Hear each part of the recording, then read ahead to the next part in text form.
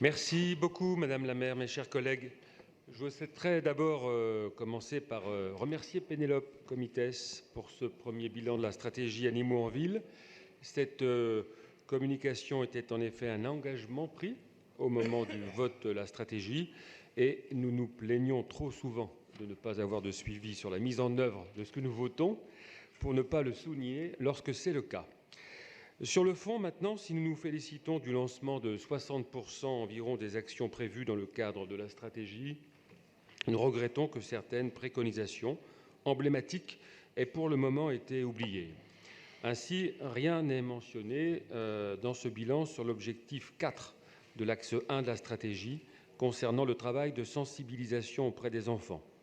Il s'agit pourtant d'un travail fondamental à mener pour un meilleur respect à long terme du bien-être animal. Plus tôt les enfants sont sensibilisés à la question, plus tôt ils peuvent adopter les bons réflexes et surtout devenir des ambassadeurs auprès des parents.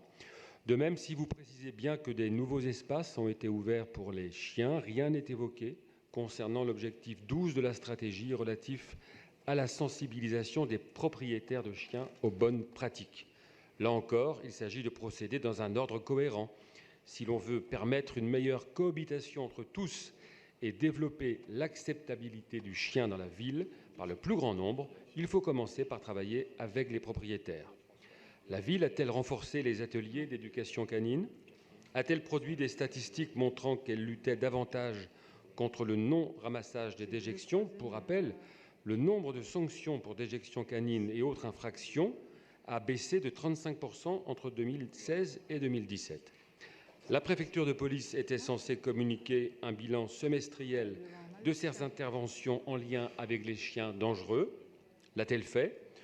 Où en est-on de la réglementation de l'activité professionnelle de promenade? Aucun de ces points n'est malheureusement abordé dans le bilan. Au-delà de ce qui manque, je souhaiterais maintenant revenir sur quelques points de ce qu'il contient, à commencer tout d'abord par la question des cirques.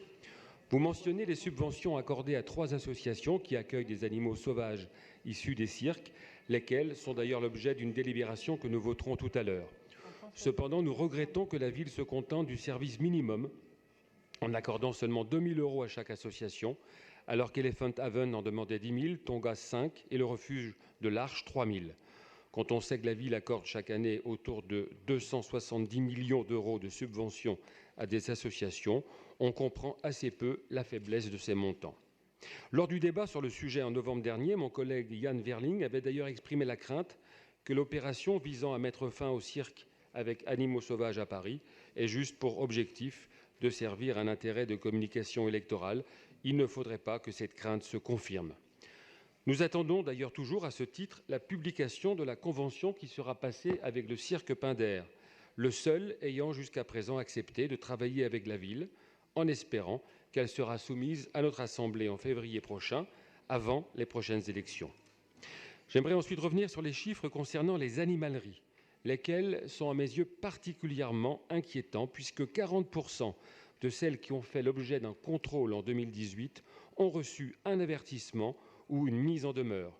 Je souhaiterais ainsi savoir si un suivi a été opéré au cours de l'année 2019 et si la préfecture de police est en mesure de communiquer des chiffres plus récents. Vous confirmez dans la communication ce que vous aviez déjà indiqué lors du dernier conseil, à savoir qu'un travail avait été engagé avec les animaleries exerçant sur le territoire parisien. Serait-il possible d'avoir des détails sur le cadre dans lequel est mené ce travail et surtout sur les objectifs poursuivis? Notre groupe UDI-MODEM avait fait part, lors de la mission Animaux, qui avait précédé la définition de la stratégie, d'une vive préoccupation quant au sort des animaux vendus dans ces animaleries. Je souhaiterais donc vous demander, à l'instar de ce qui a été fait sur les cirques, que les groupes politiques puissent être associés aux discussions que vous menez avec les professionnels de ce secteur. J'aimerais enfin une nouvelle fois rappeler notre position constante sur l'ouverture estivale nocturne, j'entends toute la nuit, des parcs et jardins. En plus des problèmes de nuisance et de sécurité inhérents à cette mesure, j'avais dès 2016 alerté sur ses impacts négatifs en termes de biodiversité et de bien-être animal. Ce constat a d'ailleurs été partagé par plusieurs experts interrogés lors de la mission Animaux, et notamment le docteur Couraud responsable du centre d'accueil de la faune sauvage qui est situé à Maisons-Alfort, lequel avait clairement indiqué que les animaux sauvages étaient confrontés en milieu urbain à de nombreuses sources de stress et qu'ils devaient pouvoir profiter d'espaces calmes, notamment la nuit. Pour conclure, j'aimerais une nouvelle fois vous remercier de ce qui a été entrepris pour améliorer la situation des animaux à Paris, fruit d'un travail, il me semble, consensuel au sein de cette Assemblée. Je regrette malgré tout un certain manque de cohérence dans les priorités que vous avez établies, voire certaines contradictions entre les mesures prises. Notre groupe souhaite que les préconisations qui n'ont pas encore été mises en œuvre puissent l'être au plus vite et ne manquera pas, le cas échéant, d'y apporter une nouvelle fois son soutien. Je vous remercie.